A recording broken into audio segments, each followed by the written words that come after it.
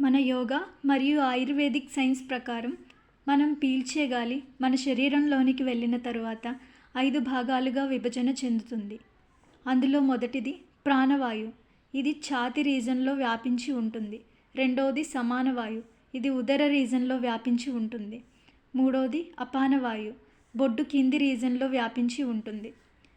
వ్యానవాయు. మెడ కింది నుండి చేతులు కాళ్ళు భాగాలకి వ్యాపించి ఉంటుంది. ఐదవది ఉదానవాయు. మెడ నుండి తల వరకు వ్యాపించి ఉంటుంది. మనం తిన్న వెంటనే మన సమానవాయు తీసుకున్న ఆహారాన్ని జీర్ణం చేసే పని చేస్తూ ఉంటుంది. అదే సమయంలో గుడికి వెళ్ళడం, భక్తి పాటలు లేదా మోటివేషన్ ఇచ్చే స్పీచెస్ వినడం, ఎక్కువ ఏకాగ్రత పెట్టి చేసే పనులు, చదవడం లాంటివి చేయడం వలన అదే సమయంలో ఉదానవాయు యాక్టివేట్ అయ్యి సమానవాయు సరిగ్గా పనిచేయడం మానేస్తుంది.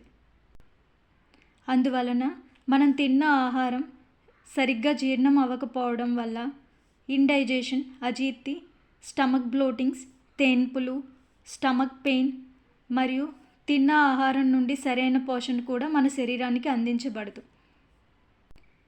ఈ కారణం చేత మనం తిన్న తర్వాత 2 గంటలు గడిచే వరకు ఎక్కువ ఏకాగ్రత పెట్టి చేసే పనులు చేయకూడదు.